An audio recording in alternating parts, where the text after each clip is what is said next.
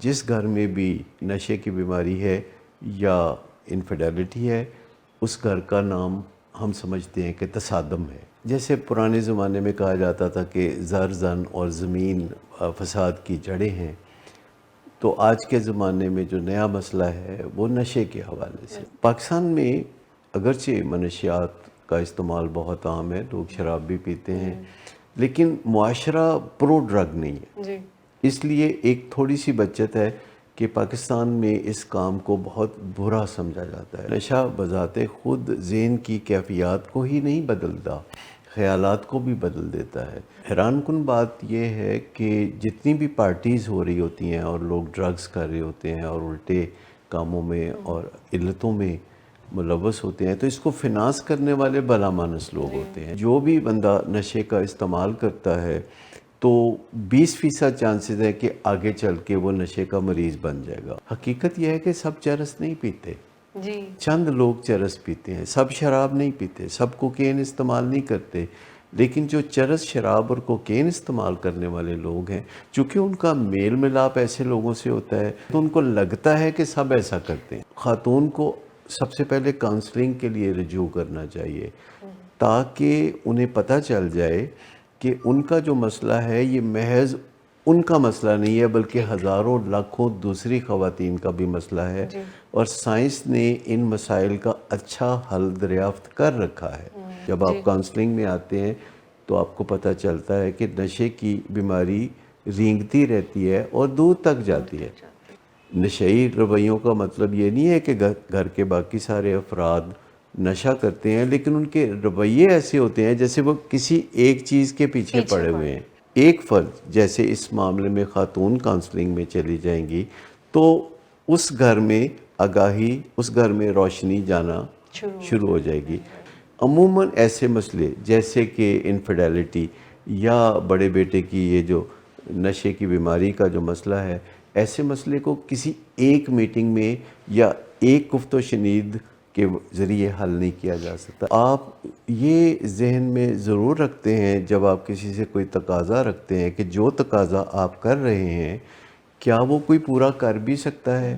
کوئی بھی شخص جو علتوں کا شکار ہوتا ہے، ہم کہہ سکتے ہیں ہو سکتا ہے اس کا کوئی قصور نہ ہو، لیکن سدھرنا تو اس کی ذمہ داری ہے. بہت کم ایسے لوگ ہوتے ہیں کہ جو اتنے خوش نصیب ہوں کہ ان میں بات چیت کی خدا داد اعلیٰ صلاحیتیں ہوں. زیادہ تر لوگوں کو اچھی بات چیت سیکھنا پڑتی ہے. آپ اندازہ کیجئے کہ لوگ ذرا سی بات پہ گوگل پہ جاتے ہیں، لیکن 99% فیملیز گوگل پہ جا کے کبھی یہ لکھنا گوارا نہیں کرتی کہ میرے بیٹے کا نشے کا مسئلہ ہے، بتائیے میں کیا کروں. میں شمائلہ بطول، ڈائریکٹر ولنگ ویز لاہور، ڈاکٹر صداقت علی کو خوش آمدید کہتی ہوں. ڈاکٹر صداقت علی صداقت کلینک اور ولنگ ویز کے CEO ہیں اور ایڈکشن اسپیشلسٹ ہیں. اس فیلڈ میں پائنیئر کے طور پر تقریباً نصف صدی سے اپنی خدمات سر انجام دے رہے ہیں. ڈاکٹر صداقت علی کی یوٹیوب، فیس بک اور دیگر سوشل میڈیا فورمز پر موجود ویڈیوز سے ہزاروں کی تعداد میں لوگ فائدہ اٹھا رہے ہیں.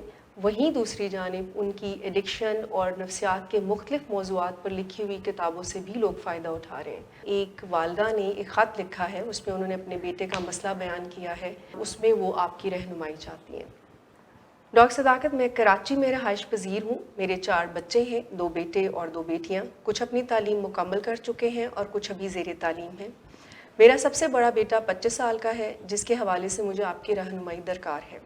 بیٹے نے UK سے MBA کیا ہوا ہے. پہلے وہ چرس پیتا تھا، لندن جاتے ہی اس نے شراب پینا شروع کر دی. پاکستان آنے کے بعد وہ کوکین کا استعمال بھی کرتا ہے.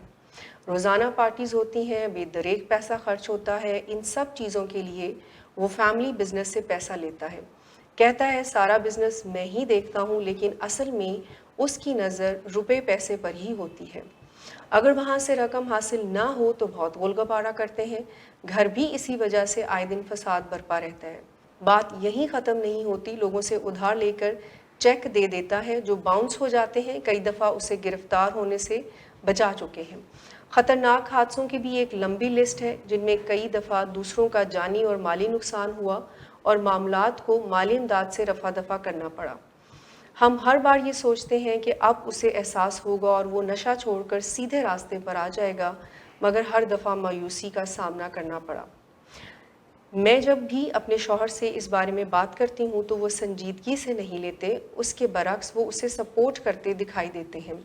اس کے پیچھے بھی ایک وجہ ہے۔ دراصل مجھے کچھ عرصہ پہلے معلوم ہوا کہ انہوں نے خفیہ طور پر شادی کر رکھی ہے، اور یہ بات ہمارے تمام بچوں کے علم میں ہے۔ میرا بیٹا اسی بات کا فائدہ اٹھاتے ہوئے انہیں بولنے نہیں دیتا۔ میرا خیال ہے کہ بات صرف افیئر تک ہی ہے، لیکن وہ باخبر حلقوں میں شادی کی آڑ میں بدنامی سے بچنا چاہتے ہیں۔ سب بچے ان کی اس کمزوری کا ناجائز فائدہ اٹھاتے ہیں۔ میں اور میرے بچے ان سے اس موضوع پر بات نہیں کرتے، لیکن دل میں شدید نفرت ہے۔ گھر کے ماحول میں شدید تناؤ رہتا ہے، سب ایک دوسرے سے چھپتے پھرتے ہیں۔ بڑی بیٹی MBBS کر رہی ہے، وہ ماشاءاللہ بہت قابل اور ذمہ دار ہے۔ اس سے چھوٹی بیٹی اپنی زندگی میں مگن رہتی ہے اور اسے کسی سے کوئی لینا دینا نہیں۔ میرے سب سے چھوٹے بیٹے کے قابل ذکر مسائل نہیں، البتہ وہ سگریٹ کا استعمال کرتا ہے اور اس کے کمرے سے چرس کی بدبو آتی ہے۔ وہ کہتا ہے چرس تو سبھی پیتے ہیں۔ میرا دماغ بالکل بھی کام نہیں کرتا، بلڈ پریشر بھی ہائی رہتا ہے، رات کو سونے کے لیے زینکس کی 4 گولیاں لیتی ہوں۔ سمجھ نہیں آتی کیا کروں۔ یہ ایسی باتیں ہیں کہ میں کسی سے شیئر بھی نہیں کر سکتی۔ میں بہت تکلیف میں ہوں، پلیز میری مدد کریں۔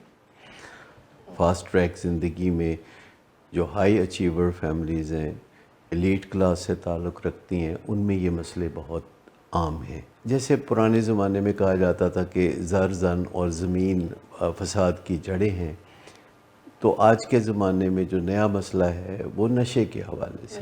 خاتون نے جو حالات کا احاطہ کیا ہے وہ کافی گمبھیر ہے۔ ایسے لگتا ہے کہ دکھوں کی ایک گٹھری ہے جو وہ اٹھائے ہوئے ہیں۔ نشے کی بیماری میں ایسے حالات چل رہے ہوتے ہیں کہ گھر والے جو کہ نشہ نہیں بھی کرتے افراد، ان کو بھی بہت شرم محسوس ہوتی ہے، کیونکہ جو نشہ کرتا ہے اس کو کسی بات میں شرم محسوس نہیں ہوتی۔ نشہ بذات خود ذہن کی کیفیات کو ہی نہیں بدلتا، خیالات کو بھی بدل دیتا ہے، اور جو ہچکچاہٹ کبھی ہوتی بھی ہے کسی غلط کام میں تو نشہ اس کو بھی خود سے دور کرتا ہے۔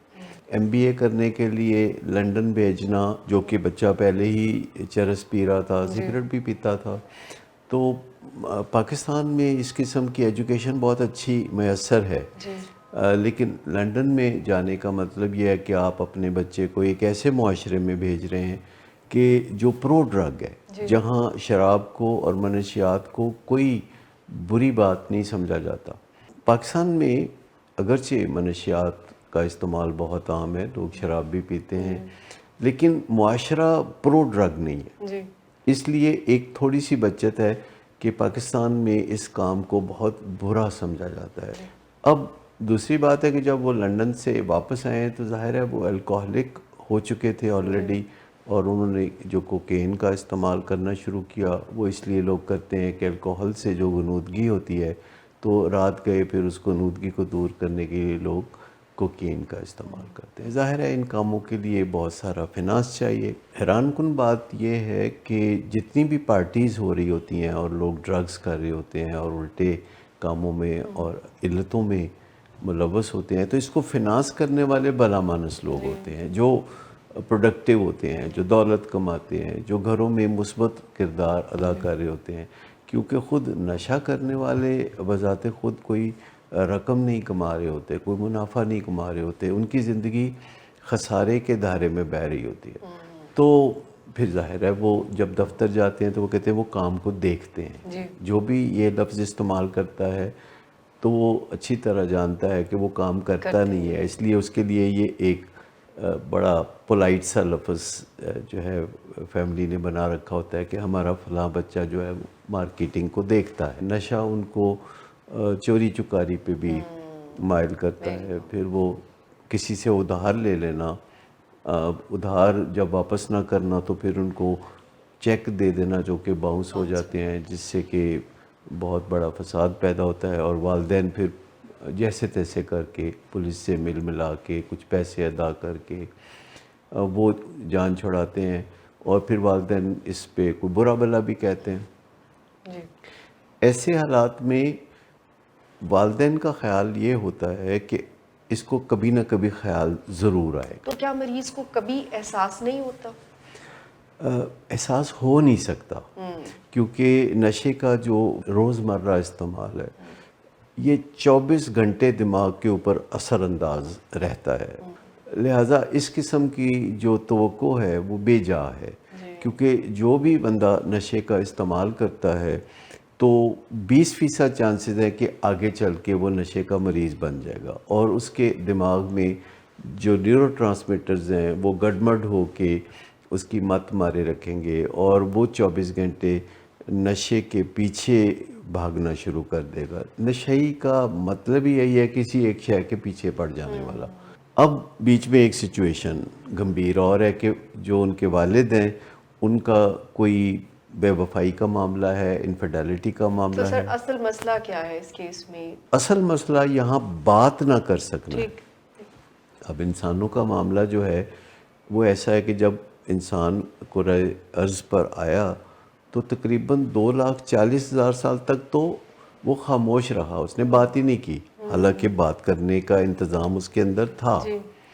لیکن پھر پچھلے کوئی 10,000 سال سے انسان نے بات چیت کرنا شروع کی, پر ابھی انسان بات چیت کرنے کے بڑے ابتدائی مراحل میں ہے. عمومی معاملات میں ہمیں بات چیت میں کوئی مشکل پیش نہیں آتی اور ہم ایک دوسرے سے سیکھ لیتے ہیں, لیکن یہ بات چیت کا وہ انداز نہیں ہے جس کی ضرورت ہمیں اس وقت پڑتی ہے گھر میں جب علتوں کا دورہ ہوتا ہے.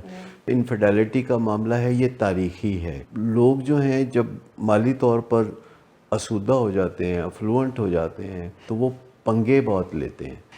ان کا سابقہ تجربہ بھی یہ ہوتا ہے کہ وہ بہت دفعہ غلط کام کرتے ہیں اور صاف بچ نکلتے ہیں اپنی ذہانت کی وجہ سے یا چالاکی کہہ لیں, لیکن پھر ان کا جب حوصلہ بڑھتا رہتا ہے اور وہ بڑے بڑے کام کرتے ہیں جو کہ ہضم ہونے کے قابل نہیں ہوتے تو پھر ان کو مصیبت گھیر لیتی ہے. ابھی ڈاکٹر صداقت سے اسی اہم موضوع پر واپس بات کریں گے ایک چھوٹی سی بریک کے بعد.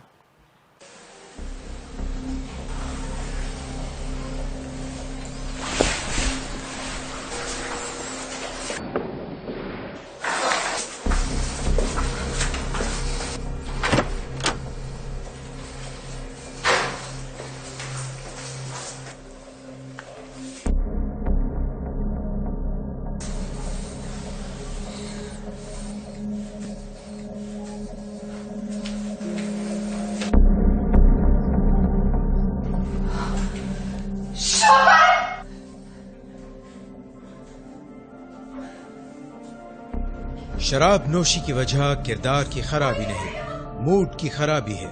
شراب نوشی کبھی بھی نشے کی بیماری میں بدل سکتی ہے. نشے کی بیماری ہر سٹیج پر قابل علاج ہے. مدد حاصل کیجیے کیونکہ وہ ایسا نہیں کرے گا. ولنگ ویز سے مدد حاصل کیجیے, کہیں سے بھی مدد حاصل کیجیے, لیکن فوری مدد حاصل کیجیے. جس معجزے کے انتظار میں آپ نے بہت دیر کر دی اب وہ دستک دے رہا ہے.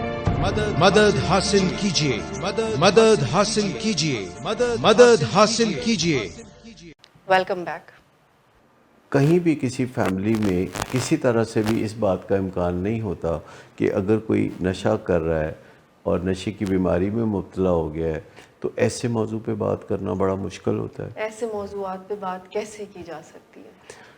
بات کرنے کے لیے ہمیں سیکھنا پڑے گا کہ آپ بات چیت کا آغاز کیسے کریں, لب و لہجہ کیسے رکھیں, الفاظ کا چناؤ کیا کریں, باڈی لینگویج کو کیسے سنبھالیں, اور سب سے بڑی بات یہ ہے کہ اپنے جذبات پہ کیسے قابو پائیں. تو پہلا تو نقطہ یہ ہے کہ جسے ورکنگ آن می فرسٹ کہتے ہیں کہ پہلے اپنی ذات پہ ہی کام کرنا ہوتا ہے. اور یہ جو جذبات پہ جب ہم قابو پا لیتے ہیں تو پھر ہمیں یہ بھی سوچنا ہوگا کہ جو عمومی رد عمل خواتین کا کیا ہوتا ہے. میں نے زیادہ تر دیکھا ہے گھٹتے ہیں یا بچوں کو اپنے ساتھ ملا لیتے ہیں یا کسی سے بات نہیں کرتے, اور اب تو بہت زیادہ یعنی الگ ہونے کا جو ایک طلاق لینے کا یا خلا لینے کا بھی کافی رواج عام پایا جا رہا ہے. اگر کوئی خاتون اس مسئلے کو حل کرنا چاہتی ہے تو اس کو وہ جو عمومی رد عمل ہے وہ نہیں دینا چاہیے. اگر آپ روزانہ کبھی طلاق لینے کے بارے میں سوچیں گے اور کبھی ایسے ہی اسی تنہا میں گزارا کرنے کے بارے میں سوچیں گے تو زندگی بہت زچ ہو جائے گی، اور یہاں پھر خود خاتون خانہ جو کہ ان مسئلوں سے پریشان ہے اس کی راتوں کی نیند اڑ جائے گی، اس کا بلڈ پریشر بڑھ جائے گا جو کہ ہوتا اور بھی اسے پھر ٹرینکلائزر اور ان چیزوں کی لت لگ سکتی ہے۔ جو کہ سر ہوتا بھی ہے۔ ابھی آپ نے ایک بات کی کہ یہ جو مسئلہ ہے خاص کر کے جو انفیڈیلٹی کا ہے، اس پہ مدد حاصل کی جا سکتی ہے۔ آئی تھنک نارملی جو ایک رد عمل ہے یا ایک آپ سمجھ لیں کہ وے آؤٹ سمجھا جاتا ہے، وہ یہ ہے کہ یا تو کمپرومائز کر لیں خاموشی سے، دل میں سڑتے کرتے رہیں، اس بندے کو بد دعائیں دیتے رہیں۔ یہ آئی تھنک پیٹرن زیادہ کامن نظر آتے ہیں، بٹ گھر میں ایک گٹھ جوڑ سا بن جاتا ہے کہ بچے اپنے ساتھ ملا کے ان کے ذریعے رد عمل دینا، پیسیو اگریسو ہونا، جی نفرت کا اظہار کرنا، منہ دوسری طرف کر کے بات کرنا، تانے طنز، تانے یا طنز کرنا، یہ جو گھر میں گروپ بندی ہو جاتی ہے جی کہ 2 بچے ادھر 3 بچے ادھر، یہ ایک دوسرے کے خلاف جو کچھ بھی کرتے ہیں اس سے تباہی اور بربادی کے علاوہ تو کچھ حاصل نہیں ہوتا۔ کوئی سدھار نہیں اس سے آ سکتا، یعنی کسی گٹھ جوڑ سے کسی مسئلے کو حل کرنا، یا ہو سکتا ہے ایسا؟ سدھار نہیں آ سکتا، سدھار اصل بات کرنے سے آ سکتا ہے، لیکن اصل بات کرنے میں بہت ہچکچاہٹ ہوتی ہے۔ بعض اوقات یہ ایمبیرسنگ ایشوز ہوتے ہیں اس قسم کے، جو بچے اپنے والد سے نہیں کر سکتے بات چیت اس موضوع پر۔ جی بعض اوقات جب والدہ انہیں اکساتی ہے تو وہ والد کے ساتھ بے عزتی کا رویہ اختیار کرتے ہیں۔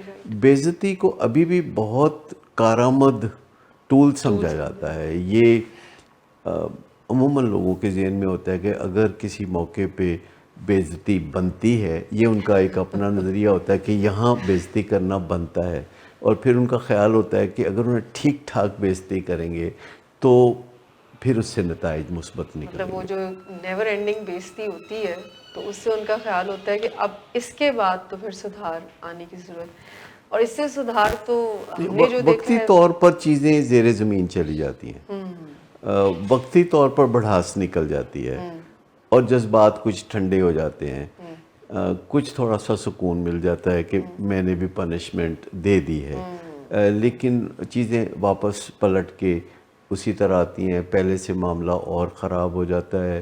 والد کا انفیڈیلٹی کا مسئلہ ہے اور ایک بھائی باقاعدہ نشے کا مریض ہے، تو باقی لوگ جو ہیں وہ بھی بعض اوقات یہ اپنا حق سمجھتے ہیں کہ اب ان کو بھی نہ پوچھا جائے، وہ جو چاہیں کریں۔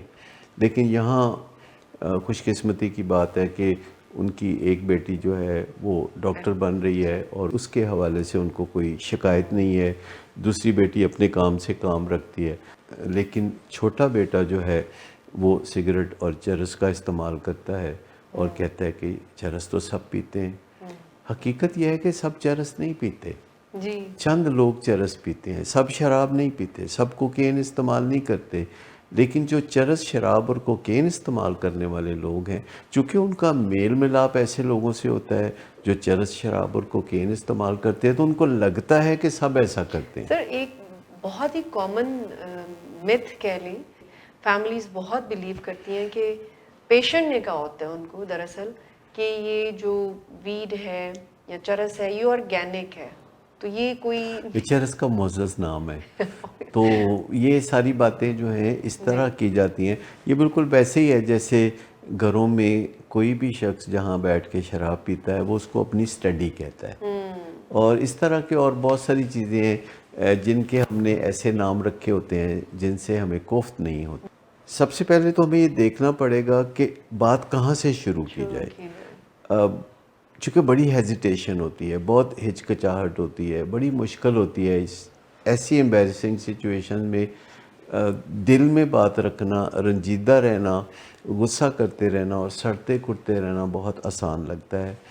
خاموشی میں عافیت لگتی ہے، لگتا ہے کہ بات کریں گے تو بہت زیادہ بدمزگی ہوگی، بہت زیادہ فساد ہوگا، ماحول خراب خاص طور پر جب گھر کا سربراہ جو ہے وہ انفیڈیلٹی کا شکار ہے اور اسی نے گھر کو فنانس کرنا ہے، اور یہ ایک ایسی پوزیشن ہے طاقت کی جس سے کہ وہ دھونس دھاندلی کو جائز سمجھتا ہے، وہ ایک انٹائٹلمنٹ محسوس کرتا ہے، اور ایک کہانی وہ اپنے ذہن میں بناتے ہیں جس میں کہ وہ اپنے آپ کو کسی طرح ہیرو ثابت کرنا چاہتے ہیں، اور دوسرے لوگ جو ان کی راہ میں روڑے اٹکاتے ہیں ان کو وہ ولن ثابت کرنا چاہتے ہیں۔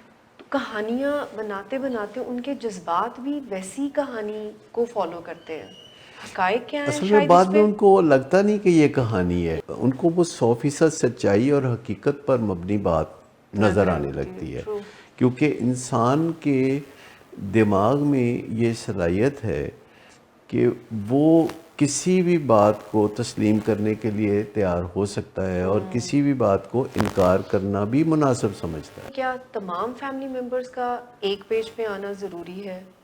یہ پہلی منزل ہوگی، یہ پہلا پڑاؤ ہوگا کہ تمام فیملی ایک پیج پر آ جائے، لیکن ایسا شروع میں ہو نہیں سکتا۔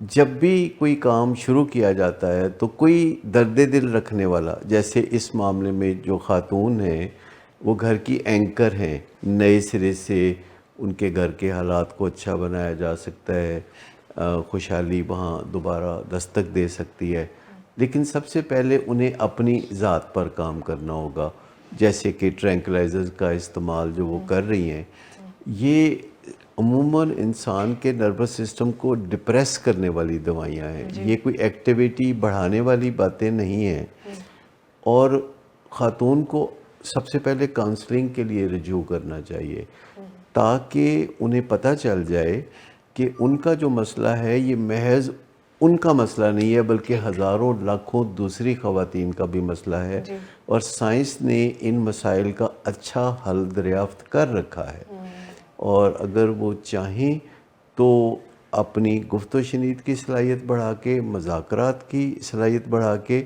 اپنے گھر کے حالات کو یکسر تبدیل کر سکتی ہیں، ورنہ یہاں جس گھر میں بھی ہم نے دیکھا ہے کہ نشے کی بیماری ہے یا انفیڈیلٹی ہے، اس گھر کا نام ہم سمجھتے ہیں کہ تصادم ہے۔ اس گھر میں آپ کو ہر وقت دمہ چوکڑی نظر آئے گی، اس گھر میں ہر وقت جو ہے شاؤٹنگ میچ ہو رہا ہوگا، اس گھر میں ایک دوسرے کو گھورا جا رہا ہوگا، الٹیمیٹم دیے جا رہے ہوں گے، یا پھر بعض اوقات ایک دوسرے کو نظر نہ آنا، چھپ کے زندگی گزارنا، اور یہ توقع رکھی جا رہی ہوتی ہے کہ حالات خود بخود ٹھیک ہو جائیں گے، اور بات چیت جو ہے وہ گول مول انداز میں کی جا رہی ہوتی ہے، جیسے کہ اس چیز نے ہمارے گھر کو تباہ کر رکھا ہے، یا اس چیز سے ہمیں یا اس چیز سے ہمیں تکلیف پہنچتی ہے۔ ویری کامن ہے۔ اچھا، اب ہمیں لگتا ہے کہ شاید وہ چیز کے بارے میں یا پنیر کے بارے میں بات کر رہے ہیں،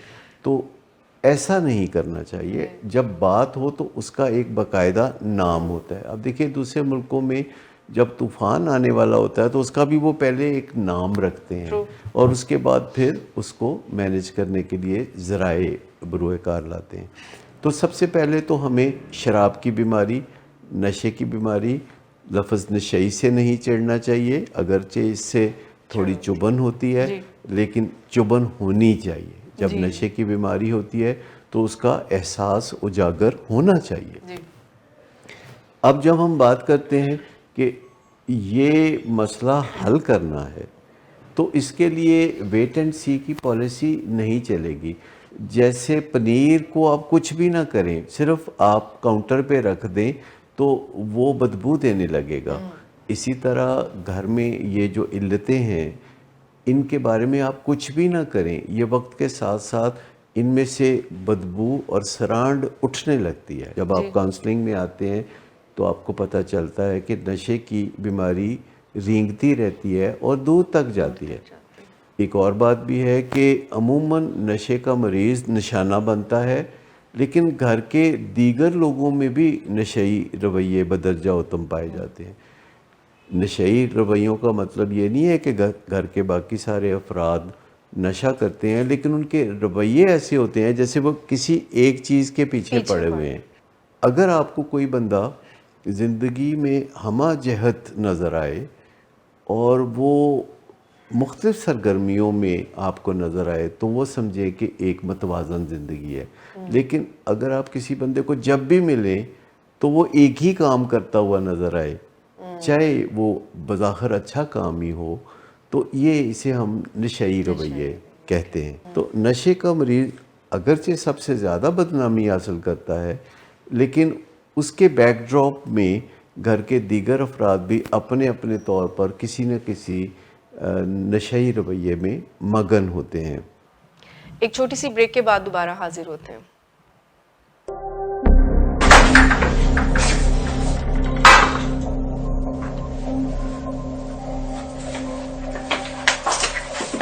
آج پھر بھی کرایا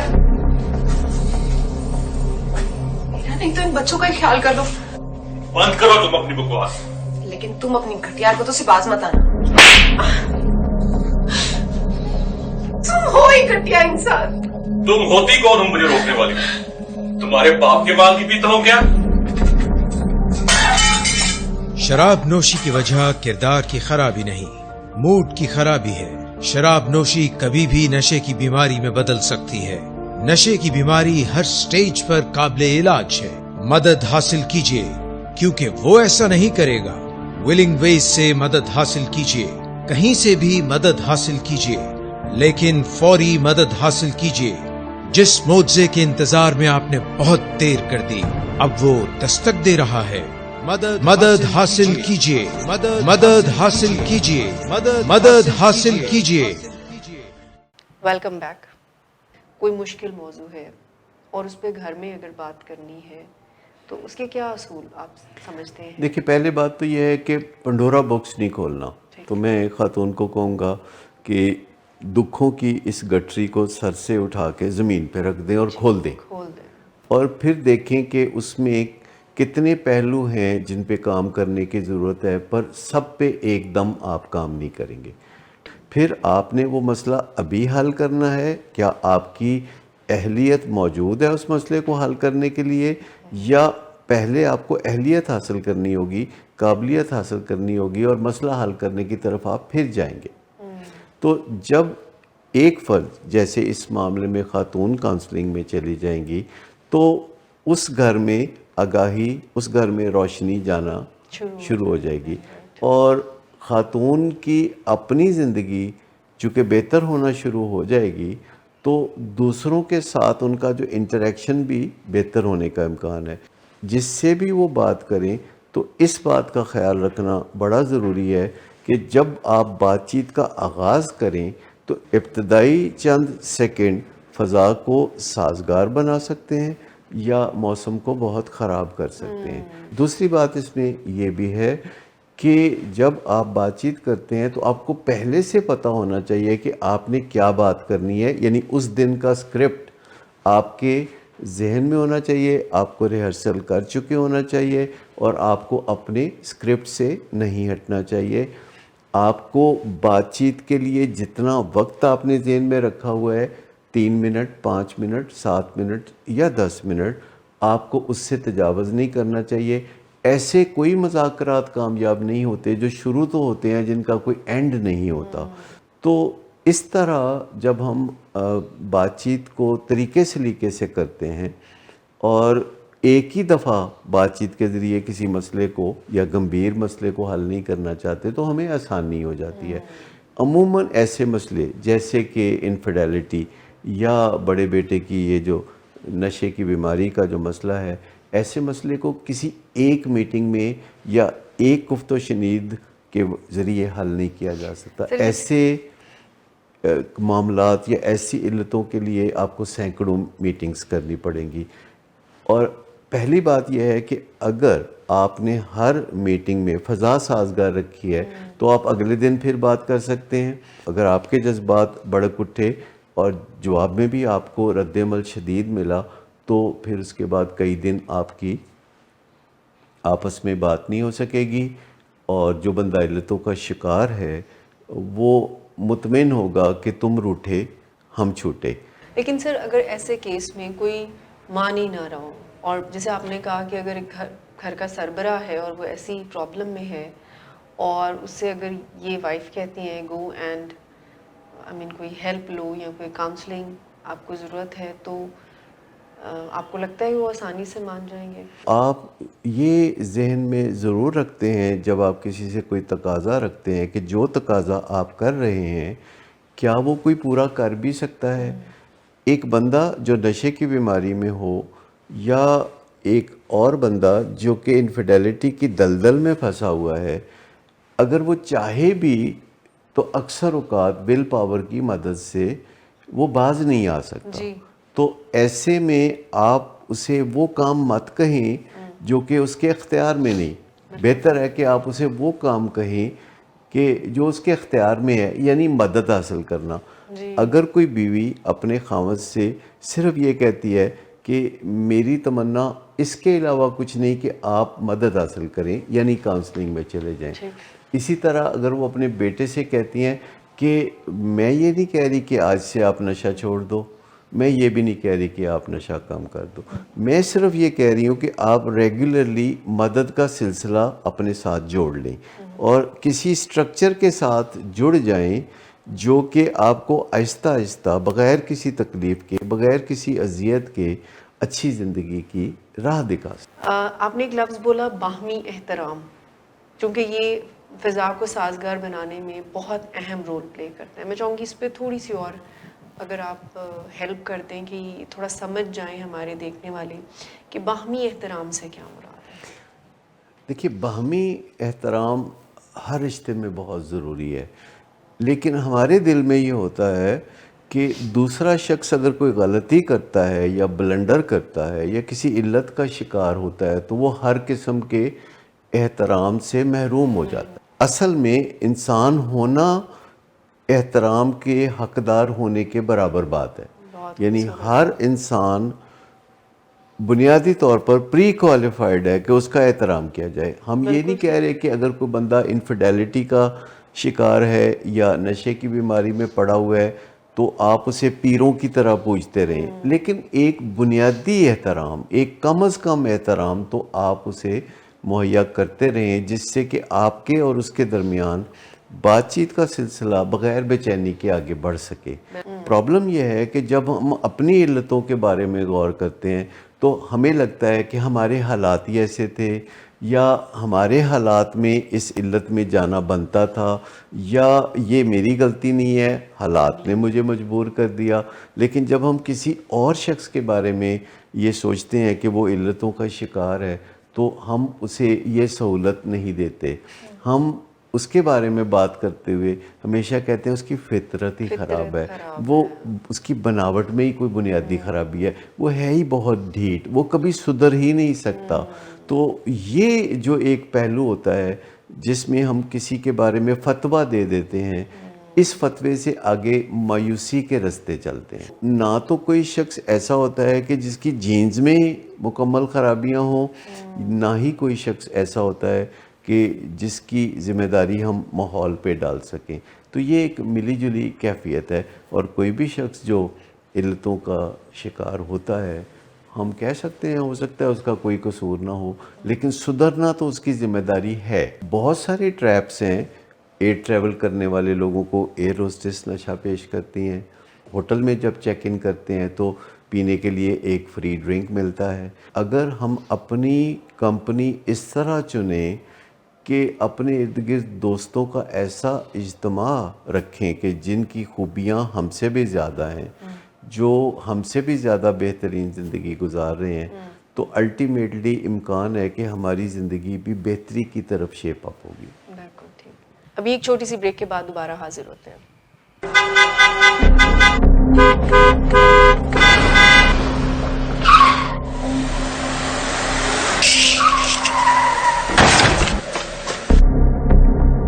گھٹیا انسان، اتنی دیر سے گیٹ کیوں کھولا؟ سوئے ہوئے تھے تم کیا؟ سر میں نے تو منٹ بھی بکواس نہ کر تم میرے ساتھ. کیا کر رہے ہیں آپ؟ ابا جی گھر پہ ہیں، نشے میں گالیاں دے رہے ہیں. خدارا ہوش میں آئے، کیا ہو گیا آپ کو؟ ہوش میں کیسے آؤں؟ سارا کیا دھرا انہی کا تو ہے. شراب نوشی کی وجہ کردار کی خرابی نہیں، موڈ کی خرابی ہے. شراب نوشی کبھی بھی نشے کی بیماری میں بدل سکتی ہے. نشے کی بیماری ہر سٹیج پر قابل علاج ہے. مدد حاصل کیجیے کیونکہ وہ ایسا نہیں کرے گا. ولنگ ویز سے مدد حاصل کیجیے، کہیں سے بھی مدد حاصل کیجیے، لیکن فوری مدد حاصل کیجیے. जिस मुआवजे के इंतजार में आपने बहुत देर कर दी, अब वो दस्तक दे रहा है। मदद हासिल कीजिए, मदद हासिल कीजिए, मदद हासिल कीजिए। Welcome back. आपको लगता है कि बातचीत तमाम मसलों का हल होती है? आखिरकार आपको देखना पड़ेगा कि दुनिया में हमेशा जंगें होती रहीं, पर बाद में बातचीत के ज़रिए मसलों को हल किया जाता रहा। तो घरों में भी जब जंग होती है किसी इल्लत की वजह से, तो हल तो उसका मुज़ाकरात है। देखिए, जो दूसरे जानदार हैं वो मजबूर हैं कि वो सोच विचार नहीं कर सकते और बातचीत नहीं कर सकते, इसलिए उन्हें एक दूसरे को घूरना पड़ता है और एक दूसरे को मारना पीटना पड़ता है, और आखिरकार मारपीट से फैसला होता है कि कौन सही कह रहा था। लेकिन इंसानों में और दूसरे जानदारों में बहुत फ़र्क है। इंसान सोच सकते हैं, इंसान बात कर सकते हैं, फिर दूसरे की बात सुन सकते हैं, फिर उसके जवाब में अपना नुक्ता नज़र पेश कर सकते हैं। अगर हम दूसरे से बात करें और शुरू में ही उसके जज्बात मजरूह कर दें तो उसका सोच विचार वाला दिमाग तो बंद हो जाए। बहुत कम ऐसे लोग होते हैं कि जो इतने खुश नसीब हों कि उनमें बातचीत की खुदादाद आला सलाहितें हों। ज़्यादातर लोगों को अच्छी बातचीत सीखना पड़ती है। यानी आपके कहने से मुराद ये है कि हम सीख सकते हैं बातचीत को करना? बिल्कुल। मैंने बेशुमार लोगों को देखा है कि जो हक सच पर होते हैं लेकिन उन्हें अच्छे मज़ाकरात करने नहीं आते, पर्या पंचायत में वो झूठे पड़ जाते हैं। और मैंने ऐसे भी बेशुमार लोग देखे हैं कि जो हक सच पर नहीं होते लेकिन अदालत में खड़े होकर बात इतने सुलझे तरीके से करते हैं कि जज फैसला उनके हक में कर दे। तो ख़ातून को मैं यही कहूँगा कि अगरचे आपने बहुत देर कर दी और मुश्किल होता है पहुँचना या मदद के लिए हाथ बढ़ाना बहुत मुश्किल होता है, लेकिन अब जब कि आपने हौसला करके हमें अपना अहवाल बताया है तो ज़रा एक कदम और आगे बढ़ाइए, काउंसलिंग में आइए, सारा रोड मैप समझिए, बातचीत समझिए और अपने जहन को मुस्बत रख के चलें। कहानियाँ बनाते हुए आगे ना बढ़ें, नाउम्मीदी के साथ और मनफी जहन के साथ आगे ना बढ़ें। मैं एक छोटा सा वाक़या आपको बताना चाहता हूँ कि एक हाईवे पे एक साहब अपनी गाड़ी में जा रहे थे और अचानक उन्हें पता चला कि उनकी गाड़ी का एक टायर पंक्चर हो गया। जी। परेशान हुए। जब उन्होंने गाड़ी को खोल के देखा तो वो और भी परेशान हो गए कि उनकी गाड़ी में जैक नहीं था। उन्होंने निगाह उठा के साहब ने चारों तरफ देखा तो कुछ 1 किलोमीटर फासले पर एक पहाड़ी के ऊपर मकान नज़र आया। उन्होंने सोचा कि वहाँ जाके उन्हें कोई मदद हासिल करना चाहिए। फिर उन्होंने सोचा कि पता नहीं यहाँ कोई रह भी रहा है कि नहीं रह रहा। इतनी देर में उन्होंने देखा कि उस घर की एक खिड़की में रोशनी जल उठी है। अच्छा। तो उन्हें लगा कि घर में कोई है तो सही। लेकिन जो बंदा इतना शहर से कहीं दूर इस पहाड़ी मुकाम पे अकेला रहता है, ज़रूर वो कोई आदम बेजार आदमी होगा, तो क्या फ़ायदा जाने का। लेकिन फिर वो चलना शुरू हो गए। पहाड़ तक पहुँचे तो उन्हें लगा पहाड़ी काफ़ी ऊंची है, तो पता नहीं मैं ये पहाड़ी चढ़ भी सकूँगा कि नहीं, और फिर मैं आगे जाऊँ तो वो मुझे देख के थोड़ा सा दरवाज़ा खोलें और मेरी बिपता सुन के तो दरवाज़ा बंद करके तो अंदर चले जाएं, तो फिर क्या होगा, तो फिर मैं बड़ा मायूस होगा, तो मैं यहीं से लौट चलता हूँ। तो लेकिन वो पहाड़ी पर चढ़ते रहे और चढ़ते चढ़ते वो मकान के बाहर पहुँच गए। उन्होंने फिर सोचा कि देख लो, शर्मिंदगी होगी अगर उनके पास जैक हुआ भी और उन्होंने देना पसंद ना किया, तो बेहतर है कि तुम वापस लौट चलो। तो ये जो है, इस नदामत से तो कम से कम तुम बच जाओगे। उसके बाद वो उन्होंने दरवाजे को बहरहाल नॉक कर दिया। जब दरवाजे को नॉक किया तो उन्हें लगा कि कोई मेरे लिए दरवाज़ा नहीं खोलेगा, लेकिन उनको हैरत हुई कि दरवाज़ा खुला और एक भले मानस सामने खड़े थे और उन्होंने कहा कि बताइए मैं आपकी क्या खिदमत कर सकता हूँ। تو کہنے لگے کہ مجھے آپ کا جیک نہیں چاہیے. وہ جو سٹوری بنا رہے تھے تو انہوں نے کہا کہ یہی ہوئے گا. اب پتہ نہیں انہوں نے پھر جیک لیا کہ نہیں لیا, پتہ نہیں انہوں نے مدد لی کہ نہیں لی, پتہ نہیں ان کے پنکچر ٹائر کا کیا بنا, پتہ نہیں وہ گھر کیسے پہنچے. لیکن اس کہانی سے میں یہ بتانا چاہتا ہوں کہ جب کسی کے گھر میں نشے کی بیماری جیسی علت ہو, یا انفیڈیلٹی کا معاملہ ہو, یا گھر فساد کی نظر ہو رہا ہو, تو انہیں ایک مثبت ذہن کے ساتھ آگے بڑھنا چاہیے, جی. اور آگے بڑھ کے جو مشورہ دیا جائے اس پہ غور و غوص کرنا چاہیے, اس پہ عمل کرنے کی کوشش کرنی چاہیے. ہمیں بہت دفعہ ایسے کلائنٹس کا سامنا ہوتا ہے کہ جو کئی سال بتا دیتے ہیں ہم تک پہنچتے, اور جب وہ ہمارے پاس پہنچتے ہیں تو ان کا مائنڈ سیٹ اتنا منفی ہوتا ہے کہ انہیں کسی چیز میں اپنے مسئلے کا حل نظر نہیں آتا. مسئلے سب کی زندگی میں ہوتے ہیں, ہم خود کاؤنسلر ہیں, پر لوگ سمجھتے ہیں کہ شاید ہماری زندگی میں کوئی مسئلہ نہیں ہوگا, لیکن ایکچولی ہماری زندگی میں بھی ویسے ہی مسئلے ہوتے ہیں جیسے کہ دوسرے لوگوں کی زندگی میں ہوتے ہیں. فرق صرف یہ ہوتا ہے کہ ہم اپنے اس علم کو استعمال کرتے ہوئے اپنے مسئلوں کو حل کرنے کی جد و جہد کرتے رہتے ہیں. لہٰذا اس کے نتیجے میں ہمیں بہتری ملنا شروع ہوتی ہے, اور اسی تجربے کی روشنی میں پھر ہم لوگوں کی رہنمائی بھی کرتے ہیں. لیکن زیادہ تر چیزیں جو ہم لوگوں تک پہنچاتے ہیں وہ ایویڈنس بیسڈ ہوتی ہیں. آپ اندازہ کیجئے کہ لوگ ذرا سی بات پہ گوگل پہ جاتے ہیں, لیکن 99% فیملیز گوگل پہ جا کے کبھی یہ لکھنا گوارا نہیں کرتی کہ میرے بیٹے کا نشے کا مسئلہ ہے, بتائیے میں کیا کروں. آپ کسی ڈائبیٹک سے پوچھ لیں, وہ ہر مسئلے کے لیے انٹرنیٹ پہ جاتا ہے ماں سوار ڈائبٹیز کے. وہ آپ کسی دل کے مریض سے بات کر لیجئے, تو جو ہماری دکھتی رگیں ہوتی ہیں ان کے بارے میں سوچتے ہوئے چونکہ ہمیں بے چینی ہوتی ہے, لہٰذا ہم کوشش کرتے ہیں کہ ان کے بارے میں سوچنے سے اجتناب کریں. اسے ڈینائل کہتے ہیں. ڈینائل کے ساتھ ساتھ پھر ایک چیز ڈیلوژن بھی ہے کہ جب آپ سیکھیں گے نہیں تو آپ کا ذہن جو ہے آپ کو نت نئے وہموں میں بھی مبتلا کرے گا. پھر آپ ایسے لوگوں کی طرف دیکھنا شروع کر دیتے ہیں کہ جو چٹکی بجاتے آپ کا مسئلہ حل کر دیں, جس میں آپ کو کچھ نہیں کرنا پڑتا, بس وہ کوئی چلہ کاٹیں گے جس سے آپ کا مسئلہ حل ہوگا, یا وہ کوئی دم کریں گے جس کے آپ کی دنیا بدل جائے گی. تو ان چیزوں سے تھوڑا نکلنے کی ضرورت ہے.